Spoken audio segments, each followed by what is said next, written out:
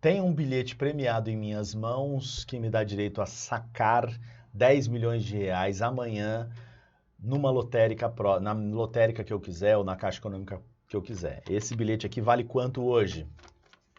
10 milhões de reais. Muito bem, então depois de amanhã, quando eu sacar esse bilhete, que não é verdade, né? Quanto esse papel vai valer? Absolutamente nada. Nos mercados financeiros, sempre é assim. Um ativo vale o seu valor futuro, o que ele pode vir a te pagar. Isso vale para uma empresa. Uma empresa não vale lá os seus equipamentos, não vale o que ela, né, as suas propriedades. Não é isso. É o que aquilo pode gerar de lucro no futuro, tá?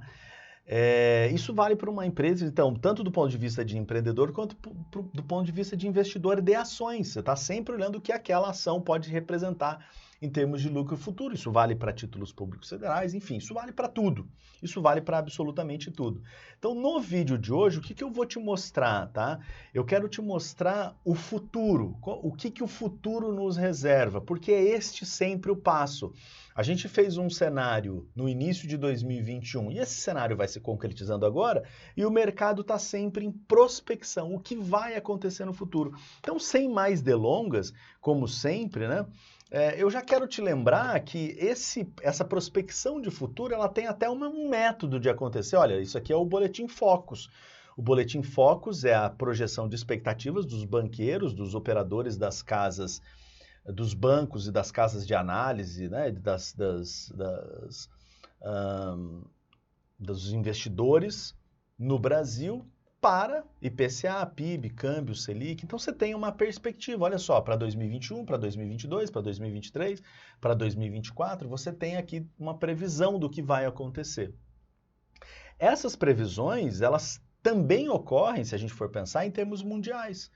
Olha essa daqui, são projeções para o PIB que são capturadas pelo FMI, pelo Fundo Monetário Internacional, e nesse caso aqui foram tabuladas pelo IPEA, Instituto de Pesquisa Econômica Aplicada. Eu vou trazer esses dados aqui para você, o IPEA que fez essa tabela, né? Muito bem, então o que você está vendo aqui? Você tem um histórico do desenvolvimento do PIB, de como é que foi o PIB, a variação, quanto cresceu de um período para o outro, o PIB de países desenvolvidos, emergentes, e aí os emergentes distribuídos aqui, né, em Ásia, América Latina, Europa e África subsaariana, e além de uma ideia de volume internacional de consumo. Tá? É isso que você tem aqui. Então tá tudo bem apresentado. Você tem a crise de 2008, que gera uma sacudida aí nas economias mundiais, especialmente nos países emergentes, e eles respondem, eu vou até te mostrar como que eles respondem lá em 2008, e aí você tem impactos no mundo inteiro em termos de desenvolvimento econômico, de PIB, né? O que acontece com o PIB? A China sempre como um motor aqui, os países desenvolvidos crescem mais porque eles já são desenvolvidos, né? Aí vem 2020, a crise provocada pelo novo coronavírus, a pandemia mundial, que acaba se transformando também numa crise econômica, claro, evidentemente, todo mundo em casa, né? Enfim, como não poderia deixar de ser. Aí há projeções para 2021 e há projeções para 2022, porque a pandemia, sei lá, nos Estados Unidos, em março, já tinham lá eventos com público, tal, com casa cheia, porque a vacinação andou. A gente demorou bem mais do que deveria, mas a nossa vacinação já andou também, a gente já está voltando aí, se não ao normal, porque a pandemia está aí, a gente já vai conseguindo voltar aos estádios de futebol, às escolas, então tudo vai acontecendo de novo. Então a gente já pode olhar como é que a economia vai se dar. Então, há uma previsão de PIB para a nossa economia para 2021 e 2022. Isso aqui é em setembro, tá? Pelo Fundo Monetário Nacional, Fundo Monetário Internacional. E você pode perceber que para 2021 tem uma expectativa de PIB aqui, que em setembro ela era de 5,04, eu estou gravando em 3 de novembro, e essa expectativa de Boletim Focus aqui é de 29 de outubro, mas ele mostra, em setembro era 5,04, com 2022 em 1,57. Caiu aqui 4 semanas seguidas, a expectativa tanto para 2021 para 2022. Mas no FMI, ainda em setembro, a expectativa estava aquela ali. Então isso aqui é expectativa mundial. Os banqueiros, os políticos, as pessoas preponderantes, e aí quando eu falo políticos, não estou falando de deputado, né? Assim, os líderes políticos, o setor político dos países tem análise, está sempre analisando o que vai acontecer na economia, então a gente tem um reporte aqui mundial do que deve acontecer com a economia mundial em termos de PIB. Associado ao PIB, você tem uma projeção de inflação, quer dizer, quanto que a gente vai observar de inflação nos próximos anos. Então, o único país que não deve ter inflação é o Japão. O Japão é um país estável, né? Você pode olhar na tabela anterior que ele cresce pouco, porque é um país ultra desenvolvido, e aí cresce pouco até porque ali a gente está falando de PIB, a gente não está falando de produto nacional bruto, né? Tudo que um país produz no planeta, a gente está falando de PIB, tudo que é produzido lá dentro do país. O produto nacional bruto japonês é enorme. E aí você tem uma expectativa de inflação. A expectativa de inflação em setembro aqui no FMI era de 7,7 para o Brasil, de 5,3 para 2022. A gente sabe que é mais do que isso, fora do centro da meta da inflação, dos limites, inclusive, da meta da inflação, nos 2 anos, provavelmente é isso que vai acontecer. Mas um fato que me chama a atenção é que isso vai acontecer no mundo inteiro.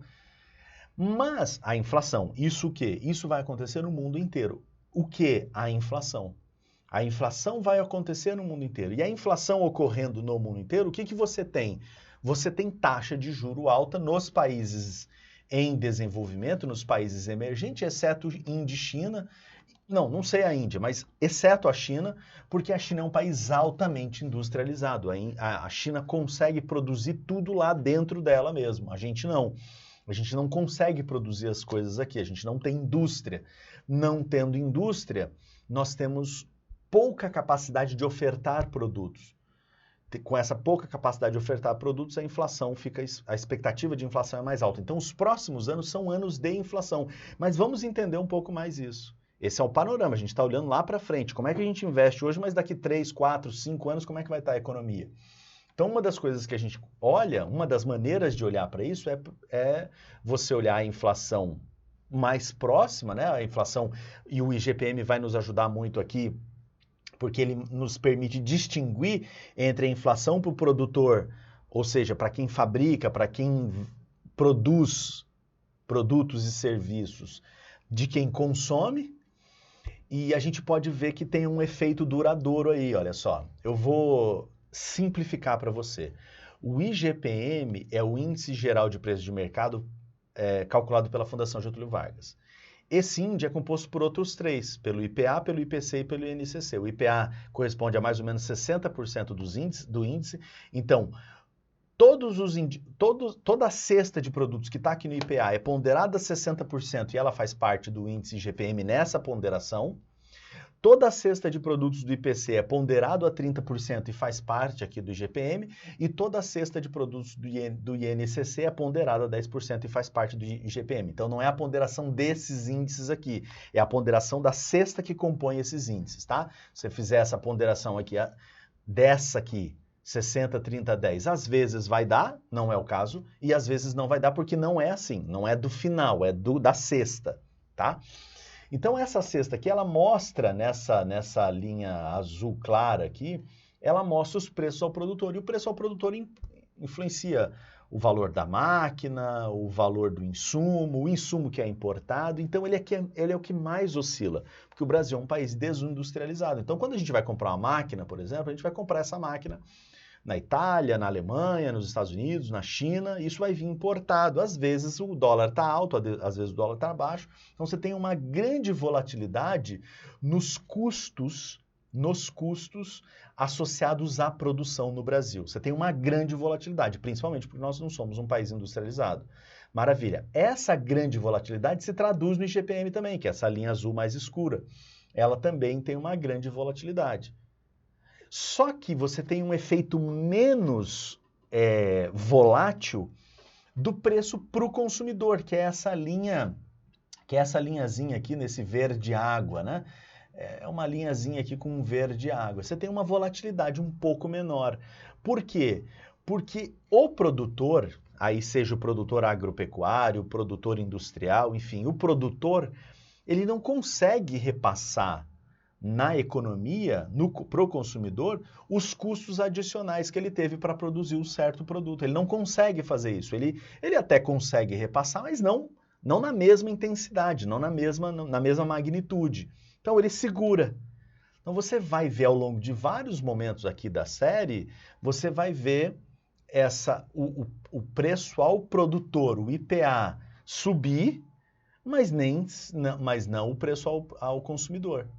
Mas não o preço ao consumidor. Ele cresce um pouquinho, mas não tanto. Ele cresce um pouquinho, mas não tanto. Então ele é menos volátil. O que ocorre aqui agora, esse efeito aqui de 2 anos aproximadamente, de forte alta no índice de preço ao produtor, ele vai precisar ser repassado de alguma maneira. Não tem mais como conter. E está sendo repassado. Então, o índice de preço ao consumidor tem crescido muito, que é o que a gente vê no IPCA, por exemplo, calculado pelo IBGE. Então, o índice de preço ao consumidor crescendo muito, na ordem aqui de 10% no IPC calculado pela Fundação Getúlio Vargas. Então, mesmo que o IGPM caia, o IPC vai continuar ecoando aí por mais uns 6 meses, pelo menos, para níveis altos, né? Níveis aí próximos de 10%. Você já tem esse primeiro cenário. Esse primeiro cenário de alta na inflação ao consumidor, ele tem um peso político muito grande, ele tem um peso social muito grande, ele gera mais pobreza, ele gera desigualdade, a inflação gera desigualdade. Eu até já estou fazendo um estudo de um vídeo a seguir mostrando como é que a inflação ela afeta pessoas com faixas de renda de maneira distinta. Vou até mostrar isso nas próximas semanas, mas você deve ter uma alta na inflação para o consumidor, para as famílias. E isso deve aumentar a taxa de juros. A taxa de juros vai ficar alta durante todo 2022. Todo 2022. Ela deve chegar em 12%, mais ou menos, é o cenário que a gente está trabalhando aqui. E não vai baixar muito disso, vai baixar para 9% mais ou menos no final do ciclo, né, no final de 2022. Muito bem, então, primeira maneira de olhar é essa relação entre produtor. Uma outra maneira de olhar, o que vai acontecer, é se nós fôssemos produzir mais. Então, veja, se tivesse mais produção, teria mais oferta de produtos. Se tivesse mais produção, teria mais oferta, teria mais emprego. Se tivesse mais produção, teria mais oferta, teria mais emprego e teria mais consumo. Então, você também teria uma pressão inflacionária por mais poder de compra advindo de emprego. Advindo de emprego, não é o nosso caso hoje. Hoje a gente tem desemprego alto. Então, a gente pode olhar... E aí aqui eu estou mostrando para você um indicador que eu já vou explicar, né, calculado pelo IPEA, Instituto de Pesquisa Econômica Aplicada, que é a formação bruta de capital. E aí você vai entender que o PIB, o Produto Interno Bruto, ele é fruto da soma do consumo, né, de quanto se consumiu numa determinada economia, de produtos fabricados ali, pelas famílias, pelo governo, pelas empresas, e aí o que você exportou menos o que você importou. Você forma o PIB. No caso das empresas, esse consumo a gente vai chamar de formação bruta de capital. A gente vai chamar de formação bruta de capital, o ativo permanente, as máquinas e equipamentos na produção e a construção civil, né? Os imóveis, porque são ativos duradouros dentro da economia. Tá? Então o IPEA calcula, ele faz esse cálculo do índice de formação bruta de capital ao longo do período e ele mostra como que tem crescido esse índice. E aí você pode até fazer uma suposição, você pode olhar assim, bom, se as empresas aumentarem o seu ativo permanente, o que você vai ver? Se elas aumentarem as máquinas e equipamentos disponíveis lá, se elas aumentarem os seus imóveis, enfim, se elas aumentarem, o que você vai perceber? Você vai perceber mais produção, mais emprego, mais consumo, e você vai ver a roda girando.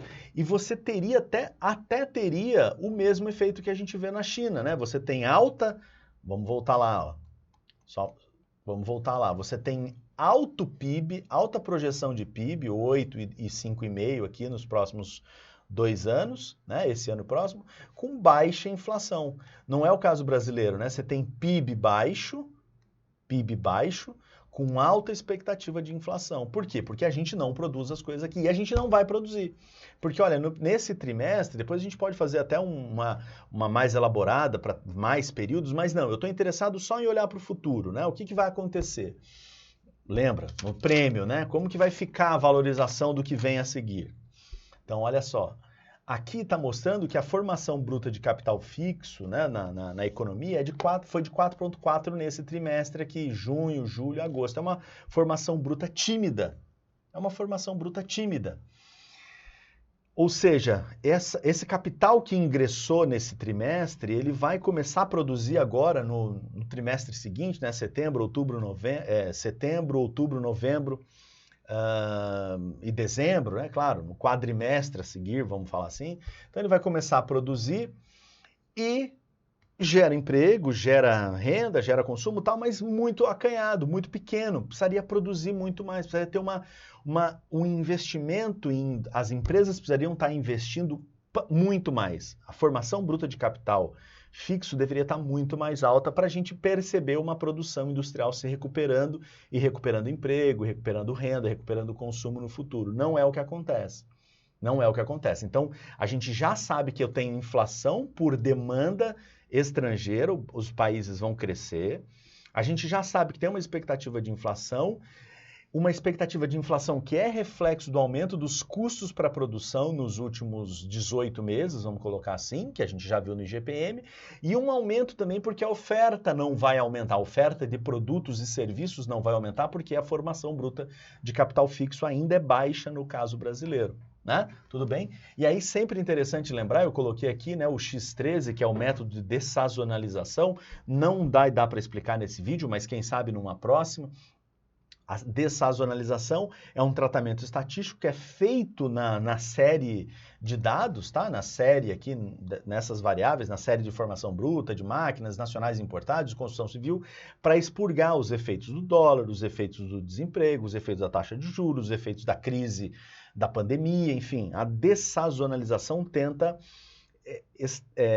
tornar o cenário em que essas variáveis ocorreram o mais linear possível para você conseguir compará-las, tá? Senão não adianta falar de comparação em períodos onde a economia era totalmente diferente, por isso a dessazonalização. Eu coloquei o método X13 aqui, da ARIMA e tal, mas a gente fala isso num outro momento.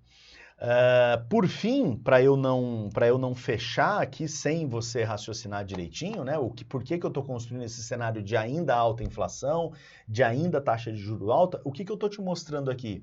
Eu estou te mostrando o site do Federal Reserve, né? Do Fed norte-americano, o Banco Central dos Estados Unidos, onde você tem aqui uma demonstração dos ativos, o total dos ativos do Federal Reserve. Né? O que o Federal Reserve tem lá como coisas que valem dinheiro? Ou seja, vamos simplificar.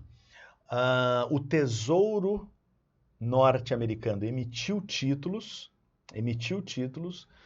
e esses títulos são colocados em poder dos bancos. Basicamente isso.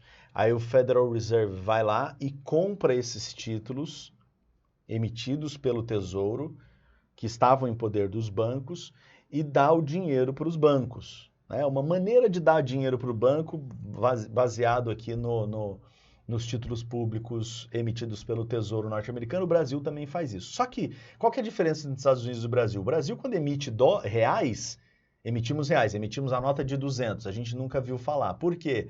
Porque a nossa emissão de reais só faz poder comprar coisas em reais, aqui dentro do Brasil. Quando os norte-americanos emitem dólares, eles podem comprar qualquer coisa no mundo. Eles podem ir na China e comprar em dólar. Eles podem ir na Alemanha e comprar em dólar. Eles podem vir aqui no Brasil e comprar em dólar. O que nós não podemos ir comprar em reais em qualquer outro lugar que não seja no Brasil. Ninguém vai aceitar. Se você for no Peru e querer comprar alguma coisa lá, um gorrinho peruano em reais, na fronteira talvez até aceitem, porque o vendedor ali na fronteira, o Brasil não faz fronteira com o Peru, tá? Mas se for ali na fronteiriço, ali pode ter um câmbio pequeno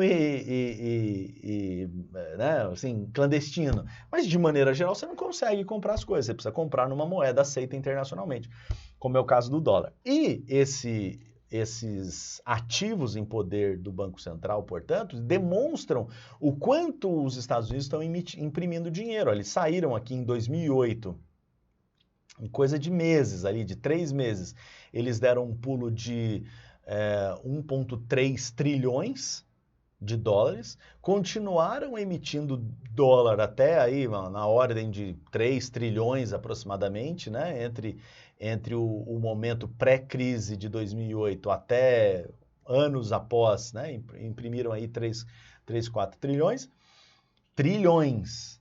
E agora deram mais um salto, né? A partir de 2020 aqui, eles deram mais, já tinham dado um salto na pandemia, né, em 2020, por conta da pandemia. O março aqui você tem um salto gigantesco, sai de 4 trilhões, vai para 7, então 3 trilhões de dólares emitidos de dinheiro, só para você ter uma ideia do que significa isso, né? São 15 bilhões de reais, o nosso PIB é na hora de 7 bilhões, então aqui só foi, num primeiro salto emitiram 2 Brasis de PIB, e mais um salto emitiram aqui mais uns 2 ou 3 Brasis de PIB, então você tem uns 4 Brasis PIBs do Brasil emitidos em dólares e que acabam dando um poder de compra para essas economias desenvolvidas. Aqui eu estou falando dos Estados Unidos, mas a Alemanha deve ter feito o mesmo, fez o mesmo, já posso te dizer, a Inglaterra fez o mesmo, o Japão fez o mesmo, né? Todas essas economias desenvolvidas emitiram muito dinheiro. Quando elas emitem muito dinheiro,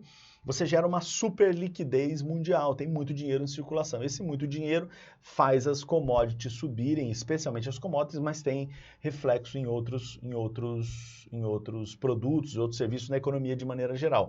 Como que eles controlaram a inflação deles? Aumentando a chance das pessoas comprarem produtos. Só que isso transfere para nós a inflação. Transfere para os países pobres essa inflação.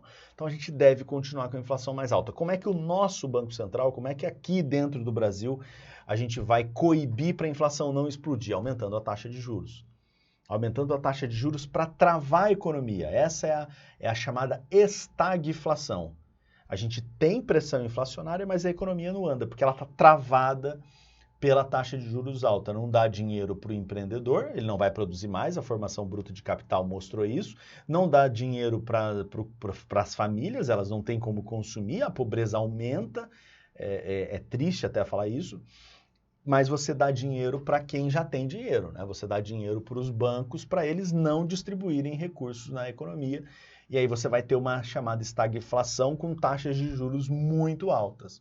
Então esse é o cenário nos próximos anos. Então veja, a gente está fazendo aqui um panorama. Hoje, se eu for olhar para o futuro, qual é o valor dos meus ativos agora? Então se eu tenho uma empresa, se eu tenho uma ação, se eu tenho um título público federal, eu preciso levar em consideração uma inflação persistente e uma taxa de juros persistentemente alta, no caso brasileiro, porque essas são as expectativas de mercado.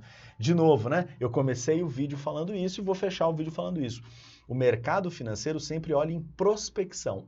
Esta é a prospecção, é o que pode acontecer nos próximos anos, baseados nas projeções do Fundo Monetário Nacional, do mundo inteiro, baseados no que a gente viu do IGPM também, baseado na formação bruta de capital fixo, baseado nas emissões de moeda nos países nos países desenvolvidos. Então, com base nisso, a gente pode dizer, olha, a inflação vai continuar alta no mundo e a gente vai ser bem afetado porque nós não temos produção local, nós não temos produção dentro do Brasil, nós somos um país desindustrializado. A única alternativa, o único remédio que está disponível nas mãos dos economistas atualmente, dos banqueiros, né, de quem governa aí o Brasil, para dar solução a isso é aumentar a taxa de juros. Então a gente deve ter uma taxa de juros persistentemente alta, tá? Claro, esse aqui é um vídeo um pouco mais técnico, ele é um pouco mais explicativo, mas sempre com o olhar do que vai acontecer na economia nos próximos anos. Eu gostaria muito que você curtisse esse vídeo, que comentasse esse vídeo, que compartilhasse com o seu cônjuge, né? Compartilhasse lá com a pessoa que você tem negócios, com o seu sócio, né? Compartilhasse para vocês criarem aí uma prospecção em relação à economia nos próximos anos. Isso aqui é uma coisa contínua, né? A gente fez essa prospecção hoje, eu estou gravando isso aqui dia 3/11 de 2021, às 5 horas da tarde, eu não sei quando que vai aparecer aí para você no canal, provavelmente na semana que vem, mas a gente vai fazendo isso sempre olhando esses indicadores para acompanhar o desenvolvimento da economia, interessados em saber se o que a gente tem na mão ou o que a gente vai comprar vai se valorizar ou vai se desvalorizar, tá bom? Eu espero que você tenha gostado, deixa aí, né, tudo a curtida, se inscreve e tal. Um grande abraço, até a próxima. Tchau.